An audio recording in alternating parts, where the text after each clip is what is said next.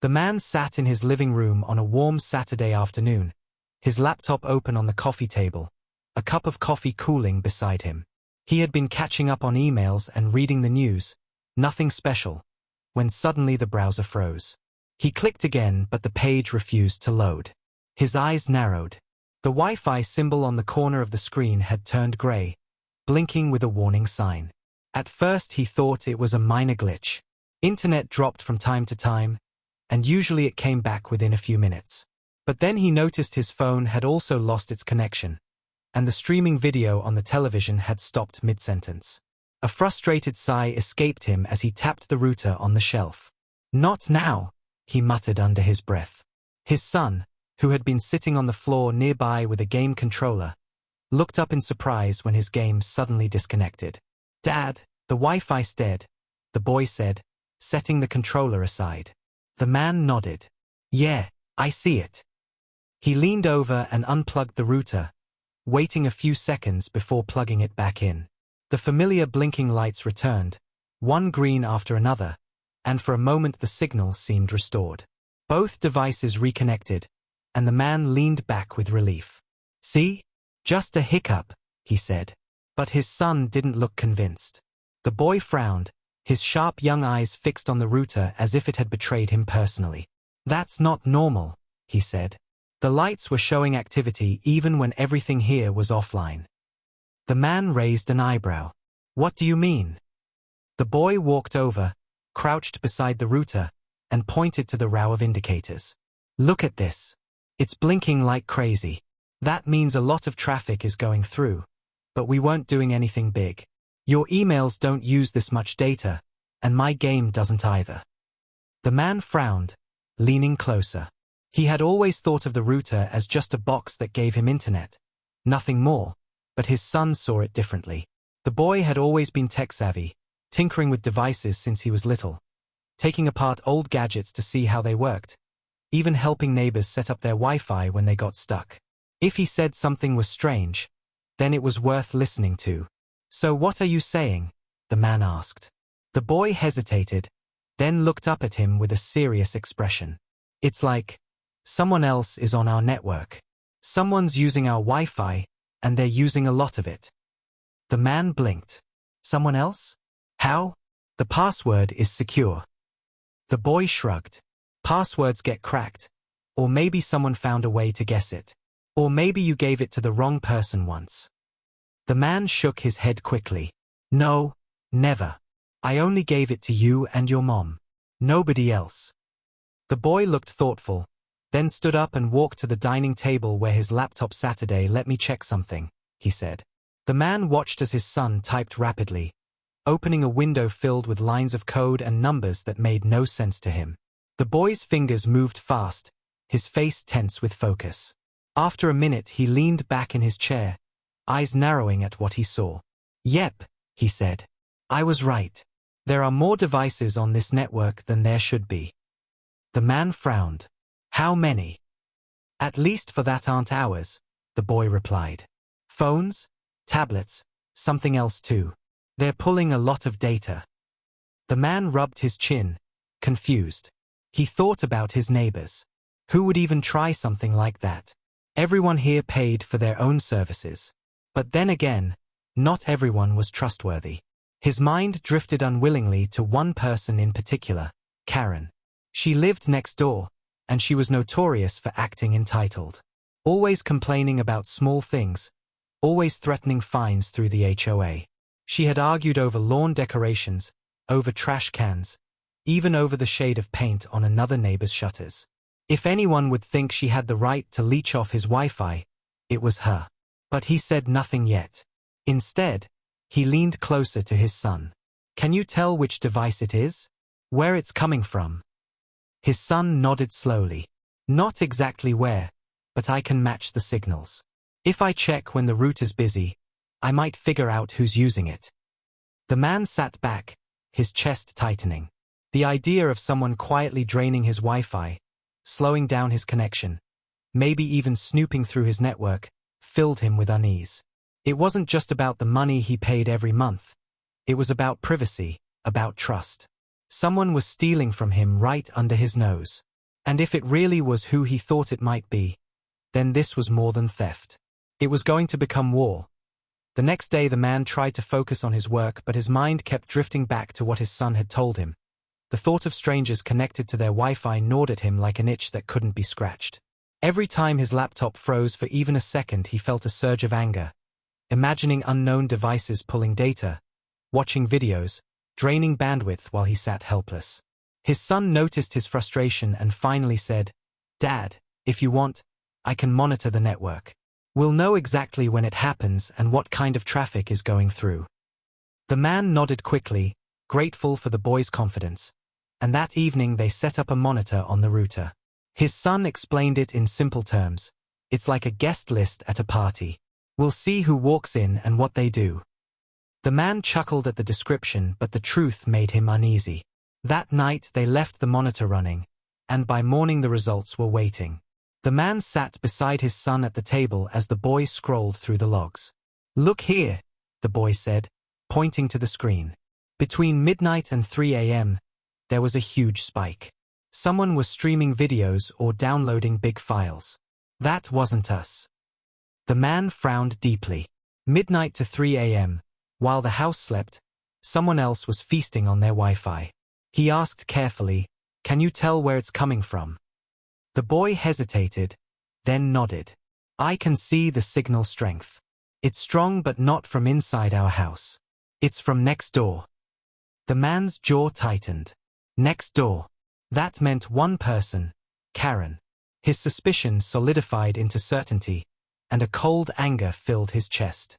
He pictured her smug face, the way she strutted around at HOA meetings, waving her clipboard, handing out fines like a queen with a scepter. She thought she owned the neighborhood. And now she was stealing his internet too? He clenched his fists but forced himself to stay calm. Confronting her without proof would only give her more power to twist the story, just like she always did. She would accuse him of lying, maybe even threaten fines again, and some people might believe her. But with proof, undeniable proof, her whole facade would crumble. He turned to his son. "Can you track her device exactly? Something that shows her tablet or her phone is using our Wi-Fi." The boy smiled faintly, confident.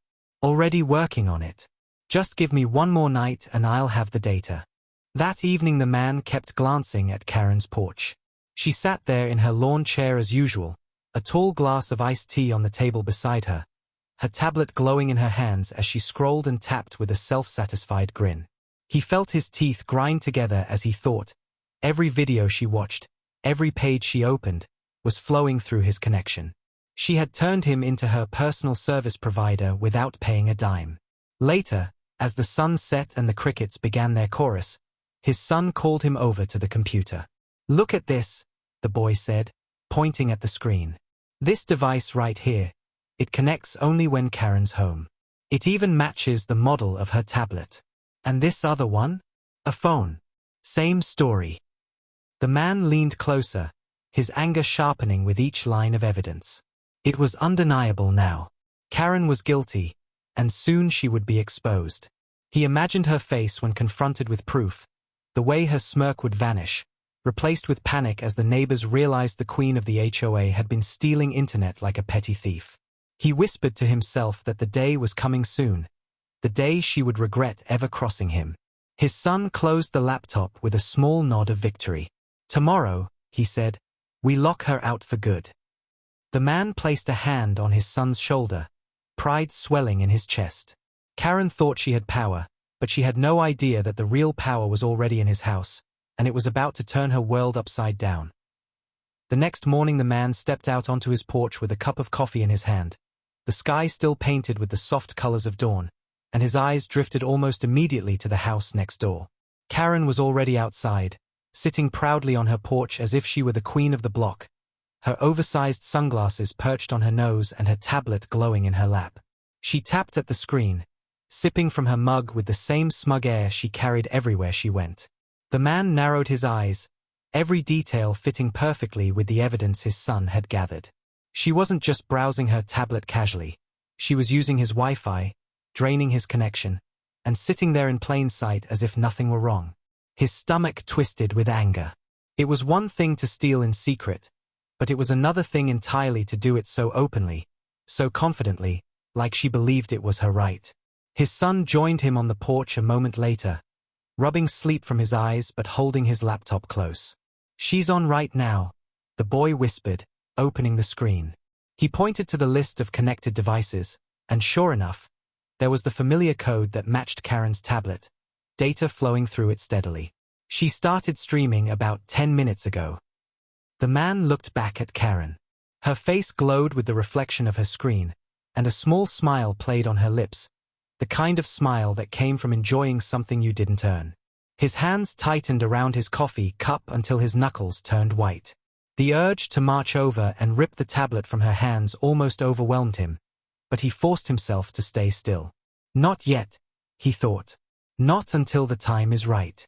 For now he would watch. For now he would let her believe she was clever. Later in the day he ran errands, but even then he noticed Karen outside every time he passed her house. At one point she sat in her car with the tablet plugged in, streaming a movie, laughing loudly as if the whole street needed to hear her joy. Neighbors walked by, some rolling their eyes, others muttering under their breath, but none dared to say anything. Everyone in the neighborhood knew what Karen was like. Loud, bossy, quick to report people for the smallest things. They had all been her victims at one point or another. A trash can left out too long, a flower planted without approval, a child's bicycle left in the wrong spot. Karen find them all, bragging about rules and order. But now the man knew her secret, and soon the whole neighborhood would see her for what she truly was. A thief hiding behind the shield of authority. That evening, when the sun dipped low and the streetlights flickered on, he and his son sat at the kitchen table reviewing the logs again. The boy scrolled through the data and said, "It's the same pattern every day. She connects in the morning, uses heavy traffic in the afternoon, and then at night it gets worse. She's basically using our Wi-Fi as if it's her own plan." The man felt heat rising in his chest. "She's addicted to it," he muttered. "She doesn't even pay for her own service anymore. She's turned us into her provider." His son grinned slightly. "Not for long. Tomorrow we change the password." The man looked out the window toward Karen's glowing porch light. She was still out there, still on her tablet, looking completely at ease. She had no idea that her little empire of stolen internet was about to collapse. He smiled coldly, imagining the look on her face when her connection vanished, the way her smug calm would turn to outrage. He whispered under his breath, "Enjoy it while you can, Karen. Tomorrow, the game changes." The next morning the man and his son sat at the kitchen table with the router box in front of them, the boy's fingers flying across the keyboard as he logged into the settings. The man leaned closer, his eyes fixed on the screen where the familiar Wi-Fi name appeared. "Are you sure this will work?" he asked, his voice low, more from the tension than from doubt. His son nodded confidently, a small grin tugging at the corner of his lips. "Oh, it will work. She won't be able to connect anymore, not unless she guesses this new password. And trust me, nobody is guessing it." The man watched as the boy typed in a long string of random letters, numbers, and symbols, the kind of password that looked impossible to remember. He hit save, and just like that, the lock was set. They sat in silence for a moment, waiting, watching the logs on the screen. Within seconds, all the extra devices vanished. Karen's tablet, her phone, her little empire of stolen internet, it was gone. The man felt a surge of satisfaction, like watching a thief caught in the act and dragged away. But the real show, he knew, was yet to come. He didn't have to wait long. Barely 20 minutes later, a loud knock rattled the door. The man opened it to find Karen standing there, her sunglasses pushed up on her head, her face flushed red with fury. She clutched her tablet in one hand like it was evidence of a crime. "What did you do?" she demanded, her voice sharp enough to make a few curtains twitch in the nearby houses. The man blinked innocently. "Excuse me." Karen jabbed a finger toward his house. "The Wi-Fi. It's gone. I can't connect to anything. Did you change something?" He kept his expression calm, almost bored. "My Wi-Fi? Why would you be connecting to it in the first place?" For a second her mouth opened but no words came out. Then she quickly regained her arrogance, lifting her chin high.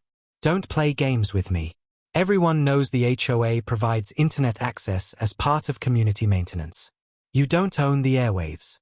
If you've blocked me, that's a violation, and I'll be filing a complaint. The man folded his arms, his heart pounding but his voice steady. The HOA doesn't provide internet, Karen. We all pay for our own.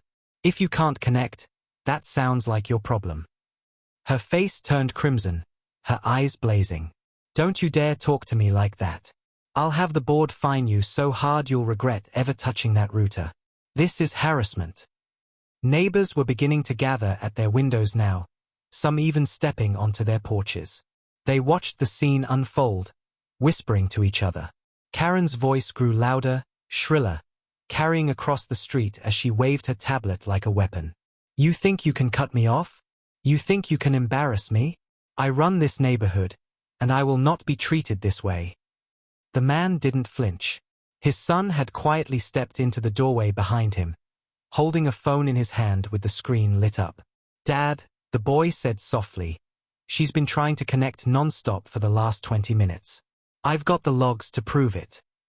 The man allowed himself the faintest smile, invisible to Karen. He turned back to her, his voice calm as stone. Karen, I think it's time you get your own internet plan. Mine is no longer available. Her jaw dropped, her face twisting with rage, but before she could scream again, a neighbor across the street called out, "He's right, Karen. The HOA doesn't pay for Wi-Fi. You should know that." Another neighbor chimed in, louder this time, "Maybe stop mooching off people and get your own service." Karen spun around, glaring at the small crowd forming, but the damage was done. The murmurs had shifted, the whispers were no longer in her favor. She stomped her foot like a child, muttered something under her breath, and stormed off toward her house, her heels clicking angrily against the pavement. The man watched her retreat, his son grinning at his side. The battle wasn't over. He knew Karen wouldn't give up so easily, but for the first time in a long while, she had been forced to retreat, and the taste of that small victory was sweeter than anything he had felt in years. Karen did not stay quiet after that confrontation. In fact, the very next day she came marching down the street like a storm in heels, her clipboard tucked under her arm, her tablet in her hand, and her voice raised so loudly that even people watering their lawns stopped to listen. She stopped right in front of the man's porch and pointed at him as if she were a judge passing sentence. "This man," she shouted, "is interfering with community resources. He has tampered with the neighborhood Wi-Fi and cut off access to residents who rely on it. This is a direct violation of HOA policy." The man stood slowly, calm as ever, though inside he felt his blood heat. He had expected Karen to twist the story, but the speed and boldness of her lies still amazed him. He stepped down to his front yard, hands in his pockets, and asked in a steady voice, "Karen, when did the HOA start paying for anyone's Wi-Fi? Show us the policy." Her face twitched, but she recovered quickly, spinning around to address the growing audience of neighbors who had gathered on their porches and sidewalks. "Everyone knows common services are shared," she said, her voice sharp and commanding. "If he refuses to provide access, then he is violating the spirit of our community and he will be fined heavily." Some neighbors looked at each other in confusion, others frowned, but no one spoke yet. Karen smirked, mistaking their silence for support. She turned back to the man and jabbed her finger at him again. "I'll have you written up, and if you don't comply, I'll push for legal action. You can't hoard what belongs to all of us." The man clenched his jaw, forcing himself not to laugh at the absurdity. "Karen, the internet bill is in my name. I pay it every month. Nobody else. You're not entitled to it." But Karen wasn't interested in reason. Her voice grew louder, shriller, carrying across the street. "He's lying. He changed the password just to target me, just to make me look bad. This is harassment, plain and simple, and I won't tolerate it. I demand immediate access or I will escalate this to the board." His son stepped forward then, holding his phone high so everyone could see the screen. "We have logs," the boy said firmly, his young voice carrying surprising strength. Her tablet and her phone were both connected to our Wi-Fi for weeks. She drained it every night. We know it, and we can prove it. A ripple went through the crowd, gasps and murmurs spreading as neighbors leaned closer to see. Karen's face went red, her lips tightening into a thin line, and for a second she looked cornered. But then, true to form, she doubled down, slamming her clipboard against her side. That's nonsense. Fabricated nonsense. Do you really believe a child over the head of your HOA? The boy didn't flinch. He tapped the screen again and the list of devices appeared. Clear as day, Karen's tablet ID glowing at the top. The man folded his arms, his voice calm and steady as he said, "Karen, you can scream all you want, but the truth doesn't change. You stole my Wi-Fi, and now you're angry because you got caught." A few neighbors chuckled softly at that, and Karen's eyes darted around, realizing the crowd wasn't entirely on her side anymore. Still, she raised her chin and snapped, "This is far from over. You'll regret humiliating me.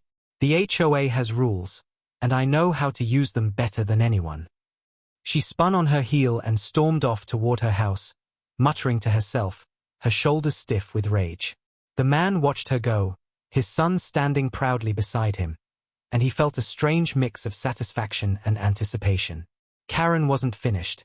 He knew her well enough to understand that she would try again, harder and louder than before. But now she had exposed herself in front of the neighborhood, and the seed of doubt was planted. People had seen her meltdown, they had seen her lies start to crack, and soon the weight of her own arrogance would pull her down completely. For now, though, the man simply returned to his porch, his son beside him, both of them quiet but smiling faintly, knowing the balance of power in the neighborhood had just begun to shift. That night the man sat at the kitchen table with his son. The dim glow of the laptop screened the only light in the room, and together they reviewed everything they had collected. His son clicked through folders of screenshots, each one showing the router logs with clear timestamps, each line displaying the strange devices that had latched onto their Wi-Fi. Karen's tablet stood out the most, its ID unmistakable, its data usage far heavier than anything else. The boy scrolled further and pulled up the video feed from the small camera he had set up near the porch. The man leaned closer, his eyes narrowing as he watched the footage. There she was, Karen, crouching in the shadows late at night, her tablet glowing faintly in her hands as she tried again and again to connect to their Wi-Fi. At one point she even walked close to the side of their house, her face twisted in frustration, tapping furiously at her screen before stomping back across her yard. The man's fists tightened as he replayed the clip. This wasn't just suspicion anymore. This was undeniable. She had lied to his face, screamed in public, tried to twist the story into harassment. But here was the truth, captured in lines of code and clear video evidence. His son looked at him with a proud but serious expression. "Dad, this is more than enough. If she tries anything else, we can shut her down completely. No one will be able to deny it." The man nodded slowly, feeling a calm determination settle over him. He had lived long enough in this neighborhood to know how Karen operated. She ruled with fear and noise, always shouting louder than anyone else until people backed down. But noise could not bury evidence. Not this time. He copied the files to a separate drive, labeling them carefully, preparing them for the moment they would be needed. "Tomorrow," he said softly, "we show her that we don't play games." The next day, Karen strutted around the neighborhood as if nothing had happened, barking at a teenager for leaving his bike near the clubhouse and lecturing an elderly couple about their garden fence. She wore her authority like armor, but the man noticed her eyes flick nervously toward his house every so often. She knew the truth was out there, and part of her must have feared it. That evening, as the sun dipped below the trees, Karen made her move. The man caught the sound of soft footsteps outside and quietly motioned to his son. Together they peered through the window and saw Karen crouched again near the router box, her hands fumbling with the wires. The boy picked up his phone, tapped a button, and the porch light snapped on, flooding her in bright white light. She froze like a thief caught red-handed, her eyes wide, her mouth opening in shock. The camera above the door blinked red, recording every second. "Smile, Karen," the boy whispered with a smirk, and the man felt pride swell in his chest. Karen scrambled to her feet, her face flushed with embarrassment, and bolted back to her yard, but the damage was done. The footage was saved, the proof stronger than ever. Later, as they sat together again, the man and his son reviewed the new recording. Karen's guilty face stared back at them from the screen, her hands still tugging at the router wires, her panic lit perfectly by the porch light. The man leaned back in his chair, his arms crossed, his voice steady. She thinks she can keep lying, but now we have her from every angle. Next time she opens her mouth at the HOA, we'll end this once and for all. His son grinned, nodding eagerly. She has no idea what's coming. The man allowed himself a small, satisfied smile. Karen had tried to paint him as the villain, but now he held the truth in his hands, and when the time came to reveal it, the entire neighborhood would finally see her for what she really was. Late that evening the man sat quietly on his porch, the night air heavy and still, his son beside him scrolling through the router logs one more time just to check if Karen had made another attempt. The boy shook his head, grinning. She hasn't stopped trying since yesterday. Look at this, 15 attempts in the last hour. She's desperate. The man chuckled softly, but there was no humor in it, only a cold satisfaction. Karen wasn't the type to quit. He knew she would try something reckless soon, because arrogance and desperation together always pushed her past reason. And he was right. Just past midnight, when the neighborhood lay silent under the glow of street lamps, the man heard it, the faint crunch of footsteps on gravel, slow and careful. He motioned to his son, and they both leaned into the shadows of the porch. Through the slats of the railing they saw a figure creeping along the side of the house, crouched low, flashlight in hand. Karen. She wore a hoodie pulled tight around her face, but her walk was unmistakable, the stiff determination in every step giving her away. She paused near the edge of the wall, glancing around nervously, then reached for the router box attached to the siding. The man's son tapped his phone, and the outside security camera zoomed in, recording everything in perfect clarity.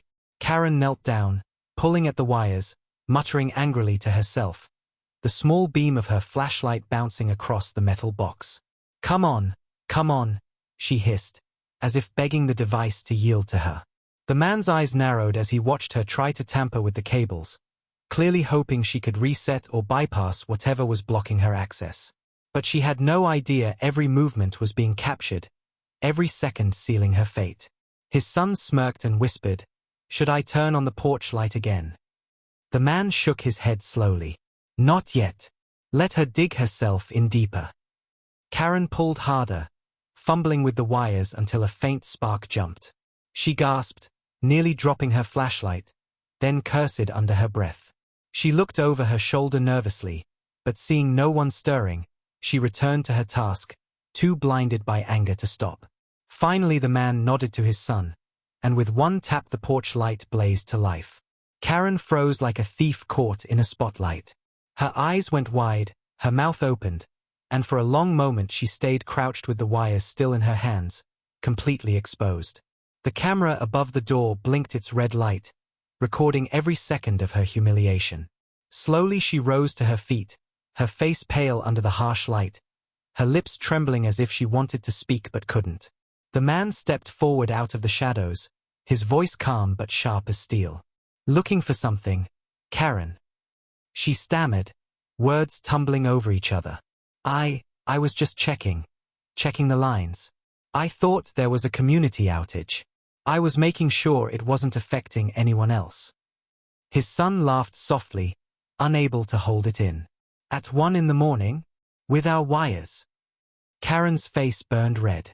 She hugged the flashlight to her chest and backed away, muttering something about responsibility and neighborhood duty, but her excuse sounded weak even to her own ears.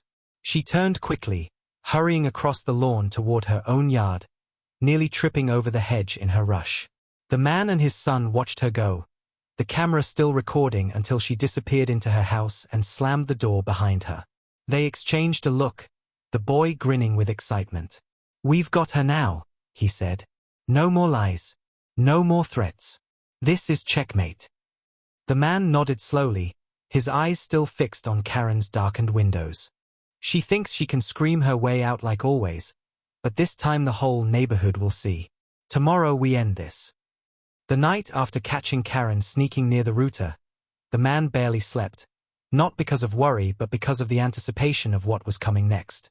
He had the footage, the logs, the undeniable proof that Karen had been stealing Wi-Fi and even tried to tamper with his property. All he needed now was the right stage to bring it forward. That stage came sooner than expected when an announcement went out the next morning about the monthly HOA board meeting. Karen herself had pushed for it, clearly planning to use the gathering to twist the narrative in her favor, to accuse him of harassment, and to spin her lies loud enough to drown the truth. But this time the man was ready. When evening came, the clubhouse was packed. Neighbors filled the folding chairs, murmuring to one another, curious about the tension that had been brewing on the street. The man walked in calmly, his son by his side carrying a laptop tucked under his arm, and took a seat near the back. Karen was already at the front table, gavel in hand, clipboard stacked with papers. She wore her usual smug expression, the kind that said she owned every pair of eyes in the room. As the meeting began, she wasted no time. Before we proceed with normal business, she declared, her voice carrying through the microphone, there is a matter of misconduct that must be addressed. A resident in this community has engaged in harassment and tampering with resources, cutting off Wi-Fi access to neighbors and creating division where there should be unity.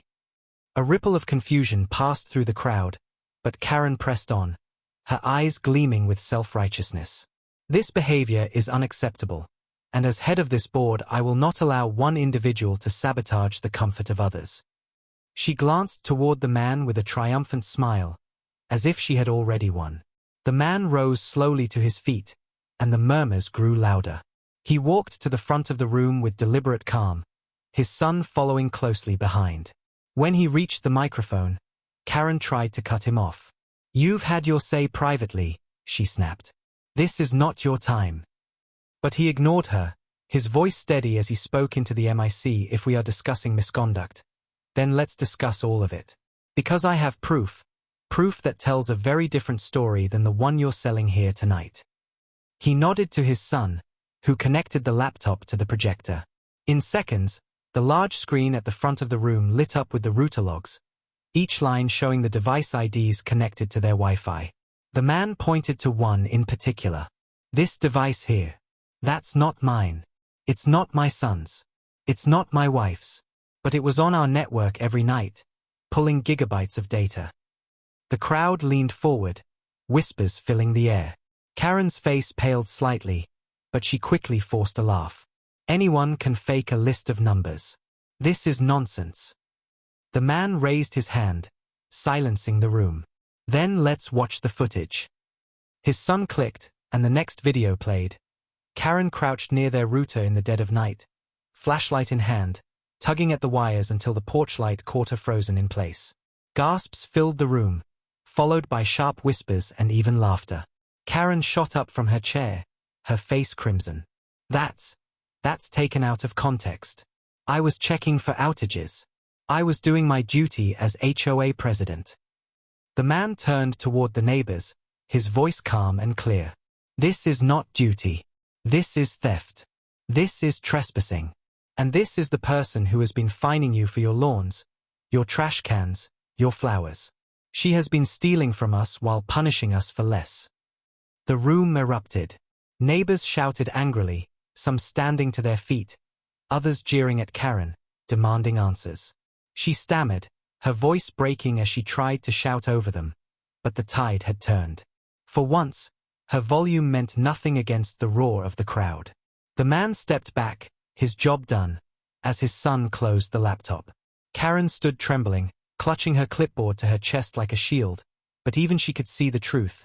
Her power was slipping away, and nothing she said could claw it back. The clubhouse was in chaos, neighbors talking over one another, their voices filled with anger and disbelief. Karen stood at the front table gripping her clipboard so tightly her knuckles turned white, her eyes darting from face to face as if she could still salvage control. But the man knew the moment had already slipped away from her. He raised his hand and the room quieted enough for him to speak, his voice steady, almost cold. "You've all seen the proof. This wasn't a mistake. This wasn't a misunderstanding. Karen deliberately tapped into my Wi-Fi, drained it night after night, and when caught, she tried to twist the story and accuse me of harassment. That's not leadership. That's theft. That's hypocrisy. Karen slammed her palm on the table, her voice shrill as she tried to shout him down. He's lying. He manipulated those videos.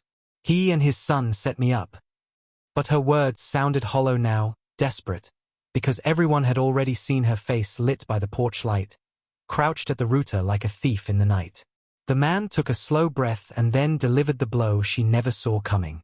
And in case you're wondering if the evidence is reliable, let me make something clear. I'm not just some homeowner with a camera. My job is IT security. I work for the very company that provides internet services in this region. I protect networks for a living. Every log, every recording, every piece of data you just saw is airtight and verifiable. If Karen wants to deny it, she'll have to deny the same systems she relies on for her own service. A stunned silence filled the room before it broke into loud murmurs again, neighbors turning to each other with wide eyes. Some even laughed openly at the irony. Karen, the self-proclaimed queen of rules, had tried to outsmart a man whose career was literally to catch people doing exactly what she had done. Her face drained of color, her lips trembling, but no words came. She tried to lift her chin, tried to glare defiantly at the crowd, but the cracks in her mask were too obvious now. A neighbor in the front row stood up, his voice sharp. All this time you've fined us for nonsense. Flowers, fences, trash cans. And you've been stealing internet like a parasite? You should be ashamed. Another woman shouted from the back. You fined me $200 for having my Christmas lights up too long. $200. And now we see you're the one breaking the rules. The crowd grew louder, their anger no longer contained. Some pounded their fists on their chairs, others called for her resignation, and more than one voice demanded she be reported to the authorities. Karen shrank back, her shoulders hunched, her eyes wide with panic as she realized she was surrounded not by subjects but by people who finally saw her clearly. The man didn't gloat, didn't smile. He simply folded his arms and said evenly, "This community deserves better. Leadership isn't about bullying. It's about fairness. And tonight you've all seen the truth for yourselves." His son disconnected the laptop, tucking it back under his arm, and together they walked calmly out of the clubhouse as the uproar behind them grew. Neighbors surrounded Karen, shouting questions, demanding answers she didn't have. The man stepped into the cool night air, the door closing behind him, and for the first time in years he felt the weight of Karen's tyranny lift from the neighborhood. The streetlights cast long shadows as he and his son walked home, their steps steady, their hearts lighter. By the time they reached their porch, he could already hear laughter and voices carrying from the clubhouse, voices no longer afraid of Karen. He looked at his son and said quietly, "She thought she ran everything here, but the truth always comes out." His son grinned proudly. And this time, "Dad, it came out in 4K. They both laughed softly, the sound blending with the distant echoes of a neighborhood finally free from fear. Karen's reign had ended not with another fine or another rule, but with the shocking truth that she had written her own downfall, and everyone had watched it happen.